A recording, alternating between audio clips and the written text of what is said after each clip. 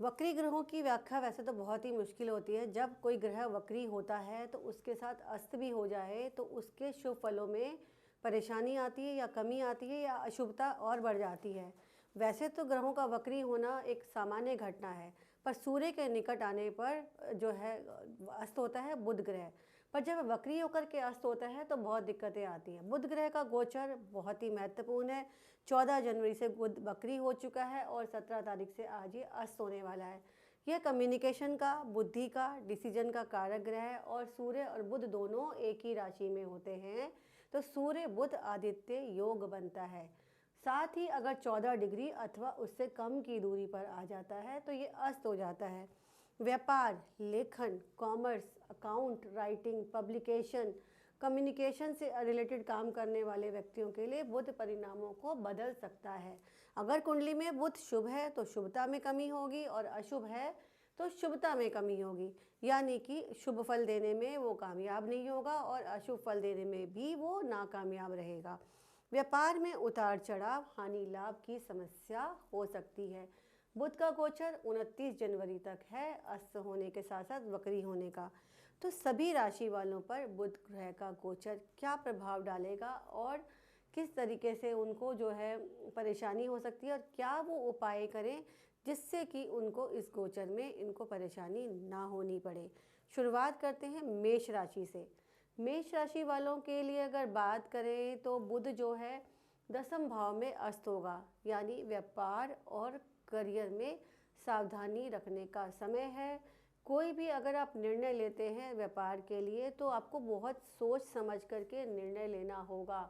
साथ ही काम का बोझ बढ़ सकता है। बॉस या उच्च अधिकारियों से किसी बात को लेकर मनमुटाव हो सकता है। परिवार में किसी बात को लेकर के समस्या हो सकती है।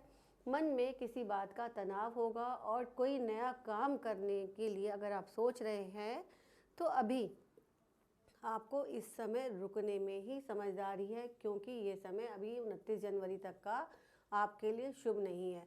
उपाय के तौर पर आप क्या कर सकते हैं, गणेश जी के मंदिर में जाएं और वहाँ उनको 5 बूंदी के लड्डू का भोग लगाएं, साथ ही उनको दुर्वा अर्पित करें। अब बात कर लेते हैं वृष राशि वालों की। वृष राशि कौन सी राशि? दूसरी राशि है भा चक्र से, और वृष राशि का जो स्वामी ग्रह शुक्र है।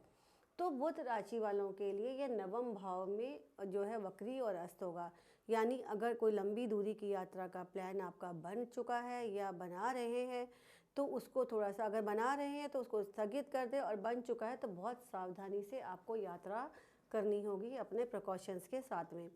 भाग्य से संबंधित कुछ समस्याएं हो सकती हैं। कोई काम बनता बनता अटक सकता है, किसी बात को लेकर के प्रॉब्लम आ सकती है। कोई भी नया काम ना शुरू करें। भाई बहनों से संबंध खराब हो सकते हैं।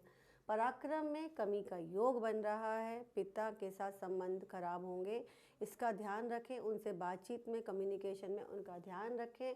उपाय के तौर पर क्या कर सकते हैं, गणपति जी के मंदिर में जाकर उनको जो है 5 बूंदी के लड्डू का भोग लगाएं। हरे रंग के वस्त्र दान दें। पक्षियों को हरा चारा, हरा दाना डालें आप।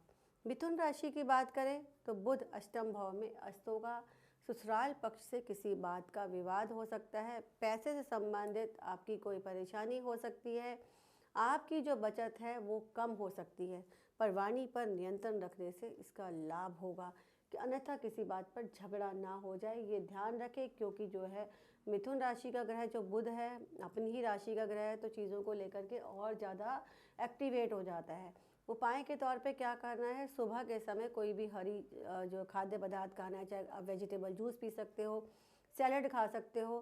साथ ही आपने छोटे बच्चों को कुछ कॉइन्स आपने दान करने हैं। कर्क राशि की बात कर लेते हैं आप।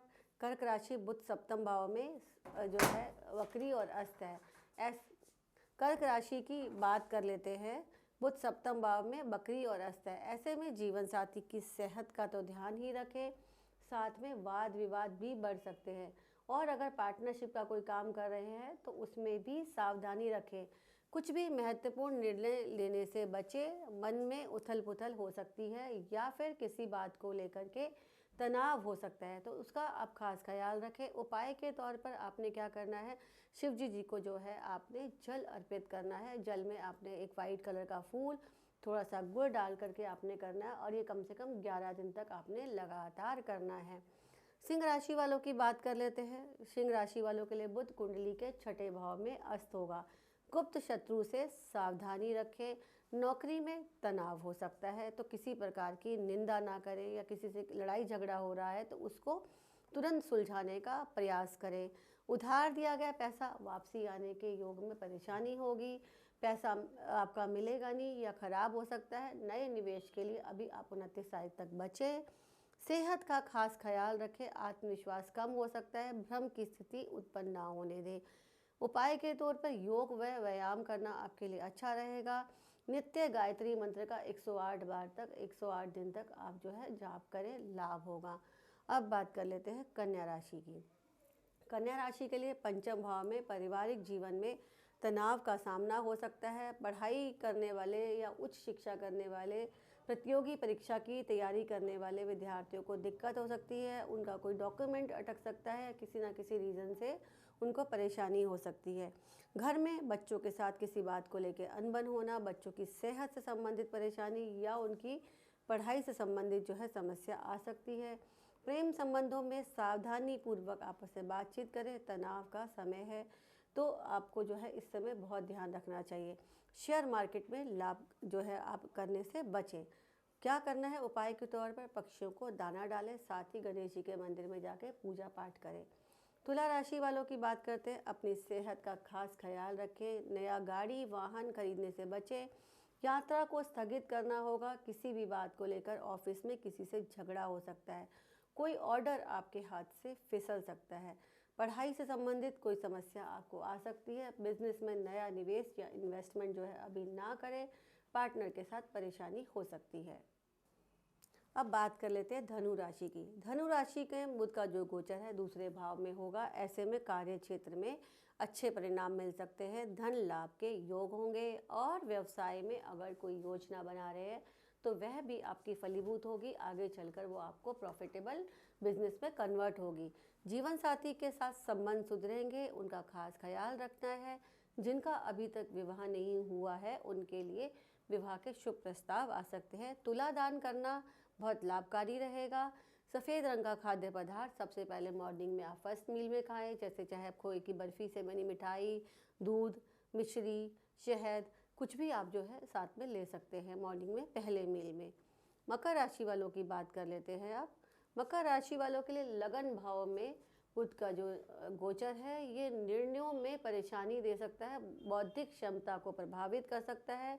किसी बात को लेकर कन्फ्यूजन या भ्रम हो सकता है। जल्दबाजी में कोई भी आप डिसीजन ना लें। धैर्य की कमी होगी, तो आपको सोच समझ करके अगर आपको लगता है कि कोई निर्णय लेना ज़रूरी है तो आप अपने किसी ऐसे विशेषज्ञ से बात करें जो जिस पर आप पूरा विश्वास करते हैं और वो उस फील्ड का विशेषज्ञ हो। पार्टनर की सेहत पर जो है असर हो सकता है। जीवन साथी से किसी बात को लेके विवाद हो सकता है। ध्यान रखें, किसी भी बात पर उलझने का मौका ना दें। वाहन चलाते समय सावधानी बरतें। पैदल चलने से जो है आपको लाभ होगा। योगा व प्राणायाम आपके लिए लाभकारी रहेंगे। शनि मंदिर में शाम के समय शनिवार को आप दिया जलाएं, पीपल के पेड़ के नीचे, लाभ होगा। अब बात कर लेते हैं कुंभ राशि वालों की। 12वें भाव में गोचर हो रहा है। करियर संबंधी खास अड़चनों का सामना करना पड़ सकता है। अनिद्रा रोग यानी नींद संबंधी परेशानी हो सकती है। अनिश्चितता बढ़ेगी, किसी बात को लेकर परेशानी होगी।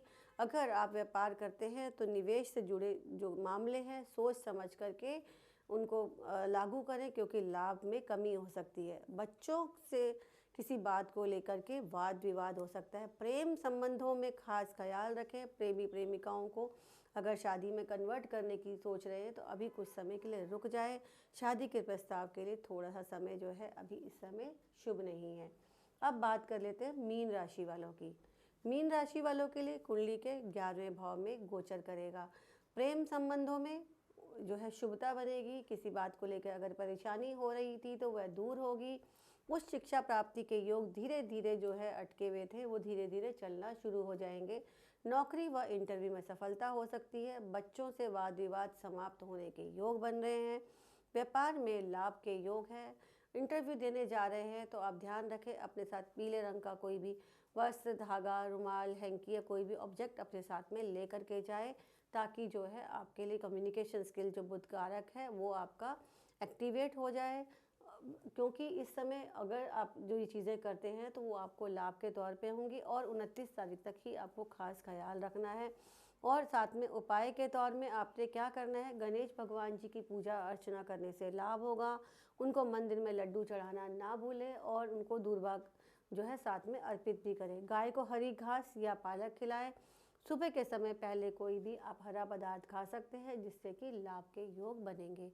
आपको आपका भी बुध वक्री और अस्त है और कुंडली में भी ऑलरेडी अगर कहीं से परेशानी है या अशुभ है तो आप जानना चाहते हैं तो आप कमेंट सेक्शन में कमेंट लिख सकते हैं, परामर्श के लिए कॉल कर सकते हैं। साथ ही आपको ये वीडियो को लाइक एंड सब्सक्राइब करना ना भूलें। आप धन्यवाद।